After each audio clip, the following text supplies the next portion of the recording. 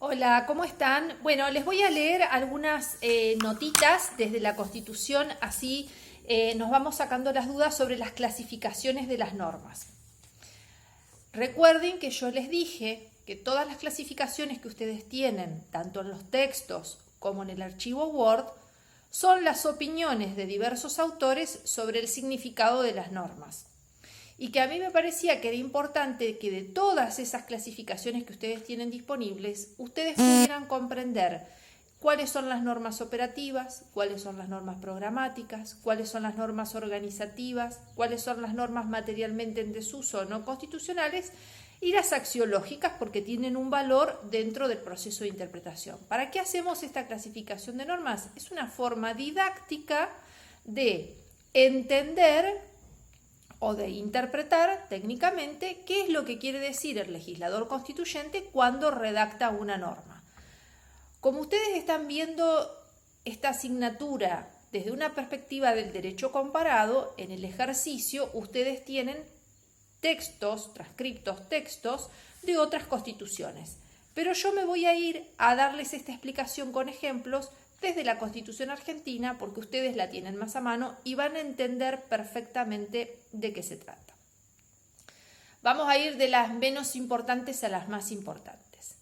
Las normas materialmente no constitucionales en desuso o que han caído en el desuetudo son aquellas normas que, según la explicación que da Vidal Campos de la Constitución formal y la Constitución material, son las que la sociedad no recepta como una norma válida en este momento. Es decir, es una norma que no tiene vigencia, validez temporal en este momento. El claro ejemplo es el requisito que prevé la Constitución Nacional desde 1853 para ser senador de la Nación.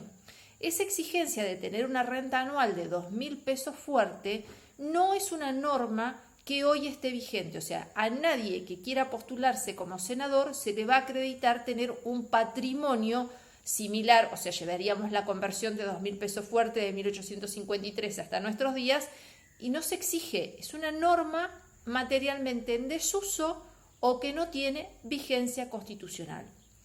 Lo mismo que un párrafo en el artículo 64 cuando establece que ambas cámaras deben sesionar de manera conjunta. ¿Esto es por qué? Porque hay un procedimiento complejo para la formación y sanción de leyes que requiere que las cámaras estén en funcionamiento. Ahora, hay un puntito que dice, lo voy a leer textualmente para no equivocarme.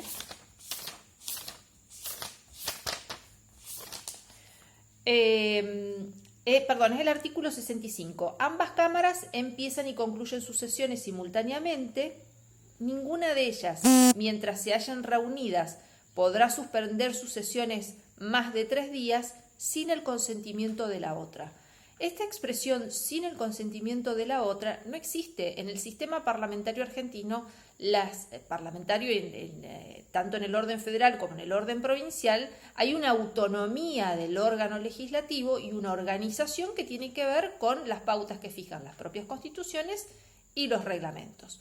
La otra norma que pueden encontrar en la Constitución que hace referencia a un aspecto que hoy no tiene vigencia en términos legislativos en el ámbito federal es el juicio por jurados. Y hago esta especial salvedad, ¿por qué? Porque algunas provincias, como la organización del sistema judicial en el Estado Federal Argentino, corresponde a cada una de las divisiones territoriales, sean provincias o la Ciudad Autónoma de Buenos Aires, hay provincias que sí tienen reglamentado en su régimen procesal penal el sistema de juicios por jurados para algunas categorías de delitos, los más graves.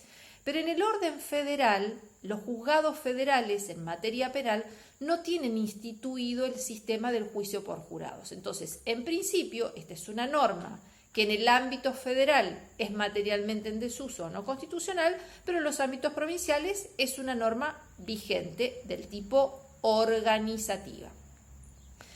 La segunda clasificación, yendo en el orden de importancia, es las normas que nosotros denominamos axiológicas o valorativas. Son aquellas normas que establecen un principio, un valor, un deseo en el convencional constituyente, como por ejemplo en el artículo 1, cuando dice la nación argentina adopta para su gobierno el régimen representativo republicano y federal. Entonces, esa podríamos considerarla una norma de tipo axiológica, o sea, tiene un fin, tiene un deseo de permanencia a futuro. Pero el preámbulo está lleno de normas de tipo axiológicas o valorativas. ¿Por qué? Porque justamente el convencional constituyente fijó esos fines en 1853 para el desarrollo del Estado argentino. Bien, la tercera categoría son las normas organizativas. ¿Qué significa que una norma constitucional es una norma organizativa? Significa que establece cómo funciona cierto y determinado órgano o instituto. Yo les decía en el video que son todas aquellas que podemos encontrar generalmente en la tercera parte de la Constitución, que justamente es la parte de los poderes, la parte organizativa, y son todas las normas que establecen cómo se conforma el Congreso, cómo se conforma el Poder Ejecutivo, cómo funcionan estos órganos, cómo se organiza la Corte, la duración de los mandatos, las renovaciones de los periodos de los legisladores. Cualquiera de todas esas normas es una norma organizativa. O el artículo 120 que establece el funcionamiento del Ministerio Público. ¿Cuáles son las normas operativas? Las normas operativas son aquellas normas que en la Constitución establecen derechos que pueden ser ejercidos por los ciudadanos sin necesidad de ninguna otra norma que lo habilite. Por ejemplo, todos tenemos derecho a enseñar, todos tenemos derecho a aprender, todos tenemos derecho a ejercer una industria lícita, todos tenemos derecho a nuestra propiedad. Ahora bien, los derechos no son absolutos. Los derechos se ejercen en la medida de que exista una reglamentación razonable, esto surge del artículo 28, que nos indique cómo ejercerlos. Por ejemplo, yo puedo tener toda la buena voluntad de enseñar y puedo ejercer mi derecho a enseñar, pero lo tengo que hacer dentro de una regla, de una pauta, de una norma jurídica, es decir, en el ámbito de la universidad pública, la Ley de Educación Superior, en las escuelas primarias, la legislación que rige la enseñanza primaria, y para los secundarios exactamente lo mismo.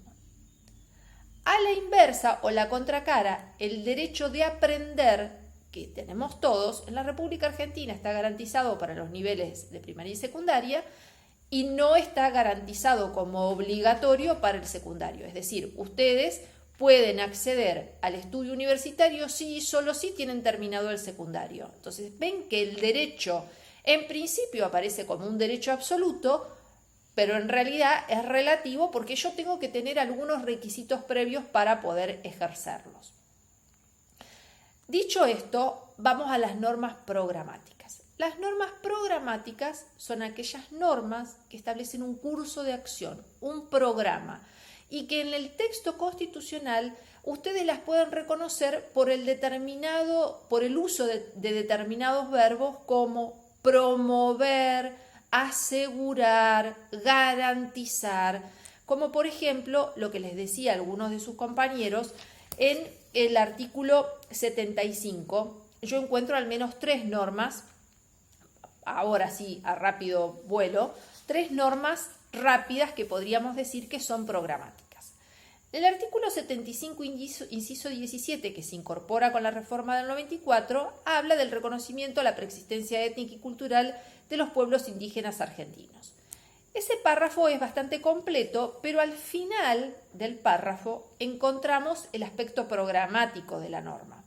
Cuando dice asegurar su participación en la gestión referida a los recursos naturales y a los demás intereses que los afectan, esa es una norma eminentemente programática, porque ¿quién tiene que asegurarle a los pueblos indígenas el ejercicio de esta potestad de participación en la gestión de los recursos naturales? El gobierno. Y a renglón seguido, la Constitución dice que esta facultad de reglamentar o de asegurar la tienen de manera concurrente la nación y las provincias. ¿Por qué? Porque hay que entenderlo en un contexto de interpretación armónica con el artículo 41 que regula los derechos ambientales. En el artículo 41 también hay un párrafo que dice que esta es una potestad, o sea, regular la materia ambiental es una potestad concurrente de la nación y de las provincias. La nación fijará los presupuestos mínimos, de hecho existe una ley de presupuestos mínimos en materia ambiental, y las provincias podrán reglamentarlo. ¿Por qué? Porque en el Estado federal los recursos, las características, las diferentes culturas que hay en cada uno de los territorios habilitan a que se reglamenten de manera diversa. Los medios de producción de los pueblos del sur del territorio argentino no son los mismos que los que tiene la costa del río Salado en la provincia de Santa Fe, como no son los mismos la de los Quilmes en el noroeste argentino. Entonces, se entiende por qué, si bien el derecho está consagrado en el 75, inciso 17, pero la parte relacionada con el aseguramiento de los recursos naturales es una norma programática. Los dos incisos que siguen, el 18 y el 19, son muchísimo más claros, de que establecen un programa de acción que el legislador ordinario puede desarrollar de diferentes maneras en diferentes periodos del tiempo. El inciso 18 dice: promover lo conducente a la prosperidad del país, al adelanto y al bienestar de todas las provincias, al progreso de la ilustración, dictando planes de instrucción general y universitaria, promoviendo la industria, la inmigración, la construcción de ferrocarriles y canales navegables, la colonización de tierras de propiedad nacional, bla, bla, bla. Está claro que esa terminología es una terminología del siglo pasado y que hoy tranquilamente podría entenderse que el Estado decide promover los ferrocarriles desde otra perspectiva, que no es la misma perspectiva que tuvieron los franceses y los ingleses cuando vinieron a la Argentina e instalaron el primer sistema de ferrocarril. Entonces, eso es lo que significa una norma programática. Significa que la norma está en la Constitución, es una norma vigente, pero que el legislador ordinario le puede ir cambiando el sentido y ampliándolo de acuerdo a la evolución de la sociedad argentina en este caso. El inciso 19 dice proveer, y este es un verbo que también indica que es una norma programática, lo conducente al desarrollo humano, al progreso con justicia social. La justicia social es interpretada de diversas maneras desde el siglo pasado hasta nuestros días, incluso antes del siglo pasado, pero digamos por traerlo un tiempo más próximo, y es interpretada de diferente manera de acuerdo a la posición ideológica en la que nosotros nos pongamos. Me refiero no a posición ideológica de partido político, sino para la doctrina social de la Iglesia, la justicia social tiene un sentido y una intención. Para el gobierno argentino, la justicia social ha sido una en el siglo XIX, otra en el siglo XX y otra en el siglo XXI. Por eso, el artículo 14 bis, en el tercer párrafo, cuando habla de la seguridad social, lo clasificamos como una norma netamente programática. ¿Por qué?